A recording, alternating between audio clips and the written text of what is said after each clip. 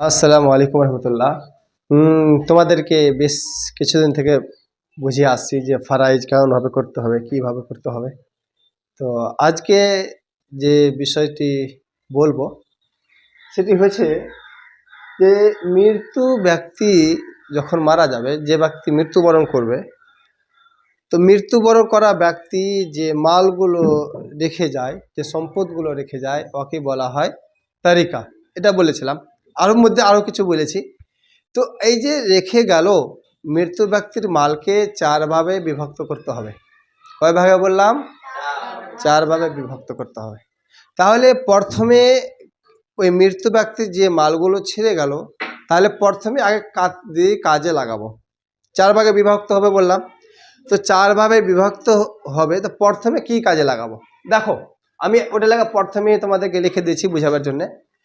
মৃত্যু ব্যক্তি যদি মারা যায়, তাহলে সর্বপ্রথম যেটা কাজ, ওই যে সম্পত্তিগুলো রেখে যাবে, সর্বপ্রথম কাজ হচ্ছে কাফন দাফনে খরচ। লিখে নাও, কাফন দাফনে খরচ। এবার কাফন দাফনে খরচ করতে গিয়ে যত জিনিস লাগবে, কাপড় থেকে, কাফন থেকে নিয়ে, গোসল থেকে নিয়ে, বাঁশ, তারপরে যতগুলো লাগবে আগে ওর পিছনে খরচ করতে হবে। কার মাল থেকে? মৃত্যু ব্যক্তির মাল থেকে খরচ করতে হবে আগে কাফন দাফনে। যদি সব টাকা শেষ হয়ে যায় তবুও কোনো অসুবিধা নাই, আগে আগে কী করতে হবে? কাফন দাফন করতে হবে। আমাদের এলাকায় বাঁশ পাওয়া যায়, ওটা এলাকা আমাদের এত কষ্ট হয় না, কিন্তু অনেক এলাকা আছে বা আমাদের এলাকাতে অনেক মানুষ আছে যে অনেক মানুষের বাঁশ নাই। তো যদি বাঁশ কিনতে হয়, আমাকে কবর খোঁড়ার জন্য যদি আমাকে মানুষ যদি আমাকে লেবার রাখতে হয়, তবুও ওই টাকা দিয়ে আমাকে লেবারের পয়সা পরিশোধ করতে হবে।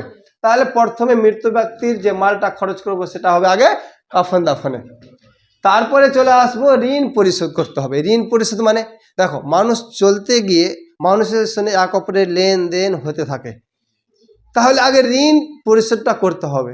যে মৃত্যু ব্যক্তি কারোর কাছে 1000, 10, 12 টাকা, 1000 নিয়েছে, নেওয়ার পরে উনি দিতে পারেননি, তার আগে মৃত্যুবরণ করেছে, তাহলে আগে এটা পরিশোধ করতে হবে।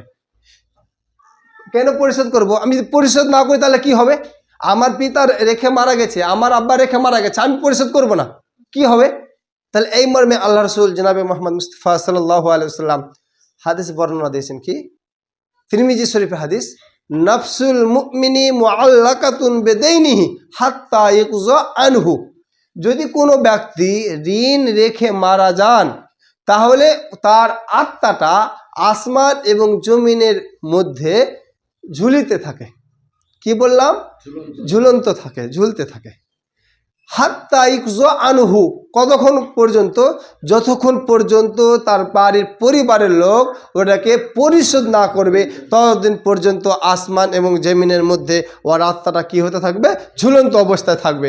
তাহলে মৃত্যু ব্যক্তির দ্বিতীয় যেটা কাজ, তার ধন সম্পদ থেকে, তার তালিকা থেকে প্রথমে কাফন দাফন, তারপরে আসবে কোথায়? ঋণ পরিশোধে। কাফন দাফনে খরচ, ঋণ পরিশোধে খরচ, তারপরে তোমার হলো ওসিয়ত। ওসিয়ত পুরা করতে হবে। কত পার্সেন্ট করব? 30% করব। এবার কেমন? যে ওসিয়ত পুরা ওই ব্যক্তিকে করব যে ব্যক্তির কোনো অংশীদার হবে না। আমি মারা গেলাম, আমার পরে আমার পোতা রয়েছে, আমার পত্নী রয়েছে, আমার ছেলেরাও রয়েছে, তো এই হিসাবে আমাকে আমার পোতারাকে ওসিয়ত করে যেতে হবে 30%। ঠিক আছে? এরকম নয় যে আমি কিছুই দিলাম না, তা নয়, আমাকে ওসিয়ত করতে হবে 30% রয়েছে। 5টা মেয়ে আছে, আর 5টা মেয়েদের হিংসা, এগুলো আগে পড়াবো। 5টা মেয়ে, এরা ভাগ পাবে 3 ভাগের 2 ভাগ। 3 ভাগের 2 ভাগ যেখানে পাবে, তো এবার আমি ভাবছি কি যে আমি তো, আমার মাল ধন সম্পদ অনেক, আমার ভেয়েরা নিয়ে নিবে, আমার আরও কেউ নিয়ে নিবে, তো এই মর্মে আমার বেটিদেরকে যে আমি সব লিখে চলে যাব, তবুও লিখে যাওয়া ঠিক নয়। এই মর্মে আল্লাহ রসুল জনাবে মুহাম্মদ মুস্তাফা সাল্লাল্লাহু আলাইহি ওয়াসাল্লাম বলেছেন, ইন্নাল্লাহা কাদ আতা কুল্লা যি হাক্কিন হাক্কাহু ফালা ওয়াসিয়াতা লিওয়ারিসিন। ঠিক আছে? যে কোনো ব্যক্তি যার অংশীদার হবে, যিনি ভাগ পাবে, ওনাকে তুমি ওসিয়ত করিও না। যারা অংশীদার হবে না তাদেরকে তুমি কি করো? ওসিয়ত করো। তাহলে আমরা বুঝতে পারলাম মৃত্যু ব্যক্তির ভাগ 3 ভাগে বিভক্ত হয়ে গেল। তারপরে তারপরে 3 জনাকে দেওয়ার পরে যদি কোনো মাল বাঁচে, যে অবশিষ্ট মাল থাকে, তাহলে ওয়ারিসদের মধ্যে বন্টন করতে হবে। তাহলে 4 ধাপের মধ্যে 3 ধাপ পার হওয়ার পরে যদি 4 ধাপে এসে যদি মাল বাঁচে, তাহলে ওয়ারিসদের মধ্যে কি হবে? বন্টন হবে। এবং ওয়ারিসদের মধ্যে কারা কারা পড়ে, এটা আবার তোমাকে পরে বলবো। এটি ভালোভাবে তোমরা ভালোভাবে কি করো, বুঝে নাও। বুঝে আসছে কথা? ঠিক।